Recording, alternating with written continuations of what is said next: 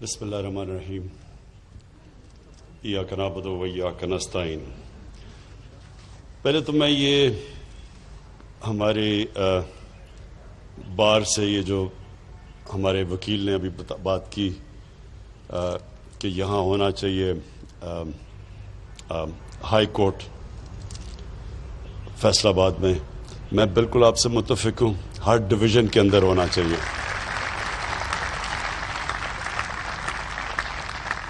Government کی primary ذمہ داری کہ ان کی عوام کے لیے وہ سہولتیں پیدا کرے، ان کی زندگی آسان کرے، یہ ہوتی ہے گورنمنٹ کی ذمہ داری۔ تو میں تو بالکل اس میں بلیو کرتا ہوں کہ ہم ڈیوالو کریں، لوگوں کو دور دور جانا نہ پڑے، گھر بیٹھے بیٹھے ان کو چیزیں ہوں جو انشاءاللہ جو لوکل گورنمنٹ سسٹم ہم نیا لے کے آ رہے ہیں، یہ پاکستان کی تاریخ میں سب سے بہترین، سارے ہم نے اپنی ماضی کے تجربے جو لوکل گورنمنٹ کے دیکھ کے تو ایک ایسا سسٹم لے کے آ رہے ہیں کہ آپ سب کو خوشی ہوگی کہ پہلی دفعہ آپ کے جو شہر ہیں، فیصل آباد مثلا جو شہر ہے، یہ کبھی بھی ایک ذہن میں ڈال لیں کہ ایک پروونشل ڈیولپمنٹ فنڈ سے یہ کبھی شہر ٹھیک نہیں ہو سکتا۔ نہ لاہور، اگر ہم یہ سمجھیں کہ جو ڈیولپمنٹ فنڈ پنجاب کا اس سے لاہور چلائیں گے، اگر آپ لاہور کے اوپر پیسہ خرچ کریں گے باقی پنجاب کے علاقے پیچھے رہ جائیں گے۔ ساری دنیا کے اندر جو شہر ہوتے ہیں جو کامیاب، میں آپ کو دنیا کے ماڈلز بتا رہا ہوں کہ لنڈن ہے، نیو یارک ہے، پیرس ہے، بلکہ تہران میں نے جو جا کے دیکھا، اور بلکہ اب ممبئی کے اندر بھی وہی سسٹم ہے۔ سب شہروں کے اپنے، اب وہ شہر اس طرح چلتا ہے جس طرح ایک ملک چل رہا ہے، اس کا اپنا میئر ہوتا ہے، الیکٹڈ میئر ہوتا ہے، جس طرح لنڈن کا میئر الیکٹڈ ہے، اس کی پھر پوری کیبنٹ ہوتی ہے، تو سارے لنڈن کے مسئلے لنڈن میں حل ہوتے ہیں، اور وہ پھر اپنے پیسے اکٹھے کرتا ہے۔ اب فیصل آباد جیسا شہر پاکستان کا امیر ترین شہر ہے، لیکن اس کو ڈپینڈ کرنا پڑتا ہے پنجاب سے۔ جب گورنمنٹ سے پیسے آئیں گے تو تب سڑکیں ٹھیک کریں گی، تب ہاسپٹل بنیں گے، تب یونیورسٹی بنے گی۔ ایسے ماڈرن سٹیز نہیں چلتی۔ تو ہمارا جو سسٹم ہے کہ ہر شہر کا اپنا الیکشن ہوگا، میئر کا ڈائریکٹ الیکشن ہوگا، انڈائریکٹ الیکشن نہیں ہوگا کہ پہلے یونین کاؤنسل کا الیکٹ ہو پھر وہ کریں، اس کے اندر پیسہ چل جاتا ہے بدقسمتی سے، وہ پیسے دے کے وہ بن جاتے ہیں، وہ بڑا سسٹم فیل ہو چکا ہے۔ ڈائریکٹ الیکشن میئر کا ہوگا، پھر میئر اپنی کیبنٹ سلیکٹ کرے گا، اس کے اندر ایکسپرٹس ہوں گے، پانی کے ایکسپرٹس ہوں گے، اس کے اندر ایجوکیشنسٹ ہوں گے، تو وہ شہر ایک پوری طرح ایک سیلف سسٹیننگ شہر بنے گا اور پھر اپنے پیسے اکٹھے کرے گا۔ تو اس کے لیے یہ بھی ہے کہ اتنے بڑے بڑے شہروں میں اپنا ایک ہائی کورٹ بننا چاہیے تاکہ اپنے مسئلے آپ کے یہیں حل ہو۔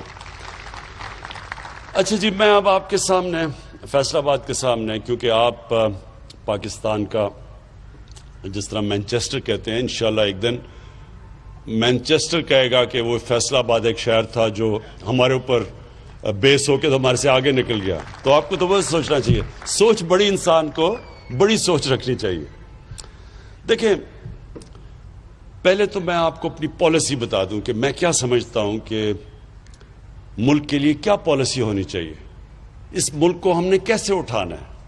اس وقت تو ہم نے یہ سوچنا ہے نا کہ ایک پاکستان جس کے اوپر تاریخی قرضے چڑھے ہوئے ہیں، پاکستان کی تاریخ میں جو ہمیں 2018 کا پاکستان ملا، پاکستان کی تاریخ میں کبھی اتنا زیادہ قرضہ ملک پہ اندرونی اور بیرونی کبھی اتنا قرضہ نہیں چڑھا ہوا تھا، کبھی اتنے بڑے خسارے نہیں تھے۔ جو بھی حماد نے تقریر میں بتایا کہ جو ہمارا ٹریڈ کرنٹ اکاؤنٹ ڈیفیسٹ تھا وہ 20 ارب ڈالر کا تھا، پاکستان کی تاریخ کا سب سے بڑا ڈیفیسٹ، یعنی کہ کبھی بھی کوئی ملک آگے بڑھ ہی نہیں سکتا، کبھی بھی کوئی ملک کی صحت اچھی ہو ہی نہیں سکتی جبکہ اگر اس کے ملک کے اندر جو ڈالرز اندر آ رہے ہیں وہ کم ہیں اور جو ملک کے باہر ڈالر جا رہے ہیں وہ زیادہ ہے۔ یعنی یہ جب تک خسارہ ہے، نہ اس ملک کی صحت کبھی ٹھیک ہو سکتی ہے، نہ جو کریڈٹ ایجنسیز ہیں دنیا کی وہ کبھی بھی کہیں گے کہ جی ملک کی ریٹنگ اچھی ہے، وہ ہمیشہ اس ملک کو کہیں گے کہ یہ تھوڑی دیر کے بعد یہ کرائسس میں چلا جائے گا۔ اور سب سے بڑا کرائسس کیا آتا ہے کہ اس کی کرنسی ڈی ویلیو ہو جاتی ہے۔ جتنا بڑا آپ کا کرنٹ اکاؤنٹ ڈیفیسٹ اتنا پریشر آپ کی کرنسی پہ پڑتا ہے، اور جب کرنسی گرتی ہے تو کیا ہوتا ہے؟ مہنگائی آ جاتی ہے. ہمیں بڑا برا بھلا کہا گیا جی مہنگائی کا، لیکن پوچھیں کہ مہنگائی کے پیچھے وجہ کیا تھی؟ سب سے بڑی وجہ یہ کہ جو ٹریڈ گیپ تھا پاکستان کا، کہ کتنی پاکستان کے اندر امپورٹس آ رہی ہیں اور پاکستان کتنی ایکسپورٹس کر رہا ہے، اس میں اس ملک کی تاریخ کا وہ خسارہ تھا 40 ارب ڈالر کا، جو آج تک کبھی ملک اس کے قریب بھی نہیں گیا. جب 40 ارب ڈالر کا ٹریڈ گیپ ہو تو اس میں ملک کے کرنسی نے تو گرنا ہی ہے. اور کرنسی کو کیسے بچایا ہوا تھا؟ پہلے ہی ہمارے پاس ریزروز کم تھے، فورن کرنسی ریزروز. وہ ریزروز بھی بلڈ اپ کر رہے ہیں قرضے لے کے ریزروز بلڈ اپ کر رہے ہیں، اور وہ ریزروز کو خرچ کر رہے ہیں روپے کو سٹیبل رکھنے کے لیے. اور وہ جو پیسہ تقریباً میرے خیال میں 15 یا 20 ارب ڈالر انہوں نے 5 سال میں صرف پھینکا روپے کو اوپر رکھنے کے لیے. اس سے کہ آرٹیفیشلی روپے کو اوپر رکھا، ریزروز بھی اپنے ضائع کر دیے، اور سب سے زیادہ نقصان اپنی ایکسپورٹرز کو اور اپنی انڈسٹری کو پہنچایا.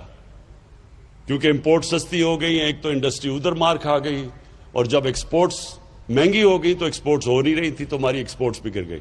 تو جو ہمیں پاکستان ملا تھا وہ سب سے مشکل حالات میں، اور یہ بالکل ٹھیک کہہ رہا ہے کہ اسد عمر نے مجھے جب فائنانس منسٹر تھے تو انہوں نے مجھے بتایا کہ ہم لوگوں کو بتا نہیں سکتے کہ ہمارے پاس پیمنٹس دینے کے پیسے نہیں ہیں، کیونکہ اگر لوگوں کو پتا چل جائے گا تو روپے کے اوپر رن ہو جائے گی، یعنی روپے اور گر جائے گا. اس لیے ہم بڑے مشکل وقت سے گزرے تھے، اور ہمارے باہر کے دوستوں نے ہماری اس وقت مدد کی جس کی وجہ سے ہم ڈیفالٹ سے بچ گئے. اور ڈیفالٹ آپ کو پتہ ہے، ڈیفالٹ کا مطلب یہ کہ روپے کے اوپر سیدھا پریشر روپے پہ جانا تھا. ہماری باہر ٹریڈنگ رک جانی تھی، ایکسپورٹس رک جانی تھی، اور روپے نے اور مزید گر جانا تھا. تو اللہ نے ہمیں اس بڑے مشکل وقت سے نکالا. اور آج جو جدھر ہم کھڑے ہیں، میں صرف اس سے پہلے آپ کو اپنی فلسفی بتا دوں. دیکھیں، ہم جب بڑے ہو رہے تھے، اسکولوں میں تھے 60s میں، تو 60s میں پاکستان ایک مثال دیا جا رہا تھا ڈیولپمنٹ ورلڈ کے اندر، کہ ہمارا پاکستان کا ماڈل بتایا جاتا تھا دنیا کو کہ یہ دیکھیں، یہ پاکستان کو دیکھیں کہ کیسے ترقی کر رہا ہے. ملیشیا، ساؤتھ کوریا، جو ساؤتھ کوریا آج دیکھیں کدھر پہنچ گیا، انہوں نے پاکستان کا جو فرسٹ 5 ایئر ڈیولپمنٹ پلان تھا، انہوں نے اس سے سیکھا تھا. اور پاکستان کی دنیا میں عزت کیوں تھی؟ کیوں دنیا میں جب پاکستان کا پریزیڈنٹ جاتا تھا امریکہ تو امریکن پریزیڈنٹ ایئرپورٹ پہ اس کو ریسیو کرنے آتا تھا. اور پاکستان کی ایک دنیا کے اندر ایک سٹیچر تھا. اور وہی نہیں، ہمارے ادارے بھی مضبوط تھے، ہماری جو ہاسپٹلز تھے، ہماری یونیورسٹیز تھیں، ان کو ریکگنائز دنیا میں کیا جاتا تھا. اور میرے ساتھ ملیشیا کے شہزادے آ کے HSN میں پڑھتے تھے، مڈل ایسٹ سے لوگ یہاں آیا کرتے تھے. آج جو دبئی لوگ چھٹیاں بنانے جاتے ہیں، دبئی کے جو شیخ تھے وہ کراچی اپنی چھٹیاں بنانے آتے تھے. تو پاکستان کا ایک مقام تھا. ہم کیسے نیچے آئے، یہ بڑی دکھ بھری کہانی ہے. لیکن اس کی ایک بہت بڑی وجہ میں آپ کو بتاتا ہوں کہ ان دنوں میں رائٹ لیفٹ کی پالیٹکس تھی. ان دنوں میں کولڈ وار پیک پہ تھی. پاکستان میں ایک پوری لیفٹسٹ موومنٹ چلی ہوئی تھی، سوشلسٹ موومنٹ. اور جب 1970 کے اندر جب ذوالفقار علی بھٹو جیتے تو انہوں نے سوشلزم، اسلامک سوشلزم کے نام پہ نیشنلائزیشن شروع کر دی. جب انہوں نے نیشنلائزیشن شروع کی تو اس وقت پاکستان کی انڈسٹری بھی ڈیولپ ہو رہی تھی، ہمارے بینک، پرائیویٹ بینکس بھی تھے. یعنی پاکستان ایک بڑی اوپر کی ٹریجیکٹری پہ جا رہا تھا. لیکن کہا یہ جاتا تھا کہ 22 خاندانوں کے اندر ساری پاکستان کی دولت محدود ہو گئی. یہ 22 خاندان کا پورا ایک چلا کہ پاکستان میں تھوڑے سے لوگوں کے پاس پیسہ جمع ہو گیا. ہونا کیا چاہیے تھا؟ دیکھیں، ہمیشہ اپنی زندگی کا تجزیہ انسان کو کرنا چاہیے. کامیاب انسان ہمیشہ اپنی زندگی کو سوچتا ہے کہ میں کیا کر سکتا تھا تو بہتر ہو سکے. کامیاب ادارے بھی یہی کرتے ہیں، سارا وقت اپنی انالیسز کرتے ہیں کہ ہم کیسے اپنے آپ کو بہتر کر سکتے ہیں. جب ماضی کی غلطیوں کو اب مانتے ہیں تو اب اوپر جاتے ہیں. ہم نے کیا غلطی کی؟ ہم نے بجائے اس کے کہ جو اگر پیسہ تھوڑے سے خاندانوں کے پاس چلا گیا تھا تو قانون ایسے لے کے آتے کہ وہ پیسہ نیچے چلا جاتا. غریبوں کے اوپر جو چائنا نے کیا ہے. چائنا نے جیسے جیسے پچھلے 30 سال میں انڈسٹریلائز ہوا اور ان کی دولت بڑھتی گئی تو انہوں نے وہ پیسہ استعمال کیا لوگوں کو غربت سے نکالنے کے لیے. اور انسانی تاریخ میں کبھی بھی اتنے زیادہ لوگ غربت سے نہیں نکلے 30 سال میں جو انہوں نے 70 کروڑ لوگوں کو چائنا نے غربت سے نکالا. ویلتھ کریٹ کی، دولت بڑھائی، اس دولت سے انہوں نے لوگوں کو غربت سے نکالا. ہمیں بھی یہی کرنا چاہیے تھا. ہم نے نیشنلائزیشن پہ چلے گئے، ساری ہم نے اپنی انڈسٹریلائزیشن روک دی، اور ایک مائنڈ سیٹ بھی بدل گیا کہ جس طرح ہمارے جو بیوروکریٹس بھی تھے، کئی پولیٹیشنز بھی یہ تھے کہ کوئی اگر زیادہ پیسہ بناتا تھا تو اس کو بری چیز سمجھی جاتی، جرم سمجھا جاتا تھا. کبھی بھی ایک معاشرہ آگے نہیں بڑھ سکتا جب آپ پروفٹ میکنگ کو، منافع کمانے میں اگر آپ اس کو جرم کہہ دیں. کیونکہ کوئی انویسٹ اس لیے تو نہیں کرتا کہ وہ خراب دینے کے لیے انویسٹ تو نہیں کرتا، وہ پیسے بنانے کے لیے کرتا ہے. لیکن ہاں، جائز طریقے سے پیسہ بنائے، ٹیکس بھی دے، پروفیٹیرنگ نہ کرے. یہ جو اس کو چینی کا مافیا ہے، انہوں نے یہ جو بھی کمپٹیشن کمیشن کی رپورٹ آئی ہے تو انہوں نے تو یہ کہا کہ انہوں نے مل کے کارٹلائزیشن کی ہے، مونوپلی بنا کے تو چینی کی قیمت اوپر لے کے گئے. اس کے خلاف ہے. آپ جائز طریقے سے نفع کمائیں، گورنمنٹ ہم خوش ہوتے ہیں، کیونکہ جب نفع بنے گا ہی تو مزید اور سرمایہ کاری ہوگی. تو جو ہماری اب پالیسی ہے، میں آج آپ کو کہہ دوں کہ ہماری اب پوری کوشش ہے کہ پاکستان انڈسٹریلائزیشن کی طرف چلے، پاکستان اپنی ایکسپورٹس بڑھائے. گورنمنٹ کا کام اس کو فیسیلیٹیٹ کرنا ہے، ان کے لیے آسانیاں پیدا کرنا ہے. یہ جو بھی حماد نے کہا ایز آف ڈوئنگ بزنس، اس میں سارا وقت اب ہماری گورنمنٹ کام کر رہی ہے کہ کیسے ہم اپنے بزنس کمیونٹی، اپنے سرمایہ کاروں کے لیے آسانی کریں تاکہ وہ سرمایہ کاری کریں، تاکہ نوکریاں پیدا ہوں، تاکہ ہم روزگار بڑھائیں اور تاکہ ہم غربت کم کریں. تو یہ جو سائیکل تب ہوگا جب ہم اپنی انڈسٹریل کلاس کے لیے آسانیاں پیدا کریں گے. تو ایک تو وہ بھی ہم کر رہے ہیں. FBR کے اندر اس وقت مسلسل ایک ریفارم پروسیس چل رہا ہے، آٹومائزیشن کی طرف جا رہے ہیں، ٹیکنالوجی کو استعمال کر رہے ہیں تاکہ یہ جو بیچ میں سے یہ جو ہیومن انٹریکشن کم ہو، تاکہ جو رشوت لی جاتی ہے اور جو ہراسمنٹ کی جاتی ہے وہ کم ہو.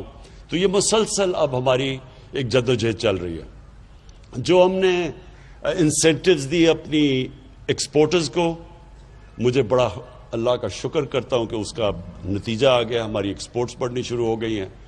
ہم ایک مشکل وقت میں، یعنی یہ جو کرونا کا جو یہ پچھلے 6 مہینے گزرے ہیں، ساری دنیا کے اوپر ایک مشکل ترین وقت سے دنیا گزری ہے. اس سے اللہ کا کرم ہے کہ ہم نے جو فیصلے کیے اس مشکل وقت میں، ہم نے اپنے غریب لوگوں کو بھی بچا لیا، یعنی بچا لیا بنسبت باقی ملکوں میں جو ہو رہا ہے، جو ہندوستان میں ہو رہا ہے. اس وقت ہندوستان میں غربت بڑی تیزی سے اوپر گئی ہے. ہم نے جو فیصلے کیے اس سے ہم نے اپنے غریب لوگوں کو بھی بچا لیا، اور اس کے علاوہ ہم نے اپنی انڈسٹری کو بچا لیا، ایکسپورٹرز کو بچا لیا. اور یہ ہمارے فیصلے اس لیے بہتر ہو گئے کہ مسلسل ہم نے بیلنس کرنا تھا کہ ایک طرف لوگوں کو کرونا سے بھی بچانا تھا، دوسری طرف اپنے ملک کو بھی بچانا تھا، اپنی معیشت کو بھی بچانا تھا، اپنے انڈسٹری کو بھی بچانا تھا. تو یہ اس کے لیے میں اپنی ٹیم کو خراج تحسین پیش کرتا ہوں. جو کرونا کی ہماری جو NCOC بنی ہوئی تھی، مسلسل ہمیں انہوں نے ایکسپرٹس کے ساتھ مسلسل ہمیں فیڈ بیک دیتے رہے، اس کے لیے ہمارے فیصلے اچھے ہوئے.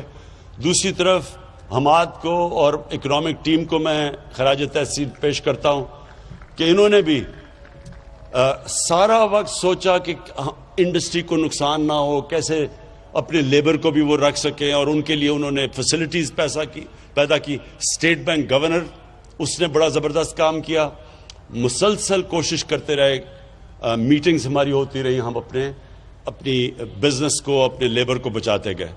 تو اس لیے آج یہ ٹھیک کہتے ہیں حماد کہ WHO نے، ورلڈ ہیلتھ آرگنائزیشن نے آج پاکستان کی مثال دی ہے کہ وہ چند ملکوں میں سے جنہوں نے سب سے بہترین نیویگیٹ کیا کرونا کے دنوں میں.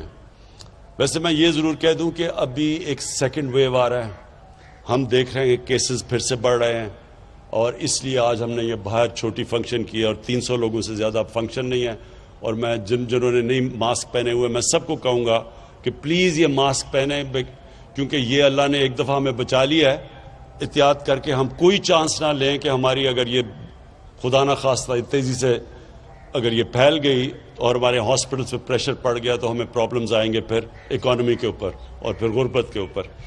تو اپنی میں انڈسٹری کو آخر میں جو آپ کو آج خاص طور پہ یہاں آیا, ایک تو مجھے بڑی خوشی تھی کہ میں جب یہاں الیکشن سے پہلے آیا تھا تو پاور لومز بند ہو رہی تھیں, کئی فیکٹریاں بند ہو رہی تھیں اور وہ ریل اسٹیٹ کی طرف جا رہی تھیں, اور بڑا مشکل حالات تھے فیصل آباد کے. تو مجھے بڑی خوشی تھی آج جب میں نے اپنے یہ ایم پیز اور ایم این اے سے پتہ چلوایا, انہوں نے کہا جی آج کل لیبر نہیں مل رہی ٹیکسٹائل کی. تو مجھے بڑی خوشی ہوئی اس چیز کی کہ شکر ہے ہماری روزگار بڑھ رہا ہے. مجھے ایک اور بھی میٹنگز کے اندر بڑی اچھی بات آج سجیشن دیا گیا, اور میں اپنے چیف منسٹر کو یہ کہوں گا کہ ہمیں اب سکلز, ٹیکسٹائل سکلز کے لیے انسٹیٹیوٹس بنانی ہیں تاکہ ان کو ٹریننگ کروائیں, کیونکہ آپ کو ویلیو ایڈنگ کے لیے بھی آپ کو لیبر چاہیے. تو وہ لیبر کے لیے, اس کے لیے, کیونکہ جو سکل ٹیکسٹائل کا اب جو لیبر ہے, جو ورکر ہے, وہ اب اس کی ڈیمانڈ بڑھ گئی ہے اور وہ مل نہیں رہا.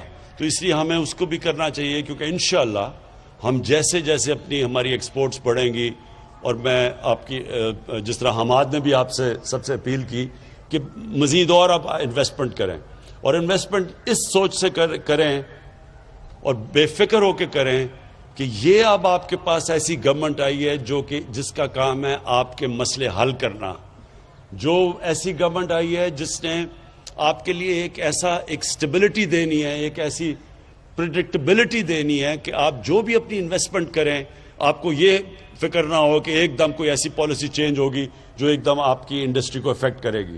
ہمارا کام ہے آپ کی انڈسٹری کی مدد کرنا, کیونکہ اس سے ایک آپ روزگار لوگوں کو دیں گے, اور دوسرا ویلتھ کریٹ کریں گے. ملک میں جتنی آپ دولت بڑھتی جائے گی, ملک میں آسانی ہوگی اپنے قرضے واپس کرنے میں. ہمارے اوپر ایک تو قرضوں کا پہاڑ چڑھا ہوا ہے, اور وہ تب ہی ہم اتار سکیں گے جب انڈسٹریلائزیشن ہوگی اور جس سے ویلتھ کریشن ہوگی, پیسہ آئے گا ہی تو ہم قرضے واپس کریں گے. تو اس لیے ہماری یہ پالیسی ہے کہ ہم آپ کو پوری طرح سپورٹ کریں گے, فیسیلیٹیٹ کریں گے, آپ کے لیے آسانیاں پیدا کریں گے. فیصل آباد وہ شہر ہے جو کہ پاکستان کی انڈسٹریل سٹی ہے, جس کے لیے انشاءاللہ آپ دیکھتے رہیں گے کہ ابھی سی ایم پنجاب سے بھی بات ہو رہی تھی کہ آپ کے لیے آپ کی سڑکوں کا جو بھی حال ہے اس کو انشاءاللہ اس میں بھی انویسٹ کریں گے. کراچی ہمارا ہے, اس کے لیے ہم نے بڑا پیکج تیار کیا ہوا ہے, کیونکہ یہ نہیں کہ فیصل آباد نے مجھے ووٹ دی اور کراچی نے مجھے ووٹ دی, اس وجہ سے نہیں, کیونکہ آپ پاکستان کے انڈسٹریل ہبز ہیں. آپ اوپر جائیں گے تو پاکستان اوپر جائے گا. تو اس لیے ہماری پوری کوشش ہے آپ کی مدد کرنے کے لیے.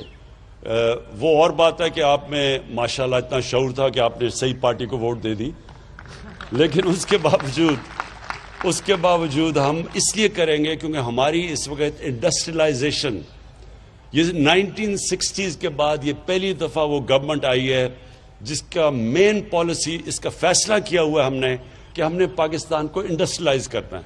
تو جو بھی آگے پالیسیز بنیں گی آپ کے ساتھ مشاورت میں بنیں گی.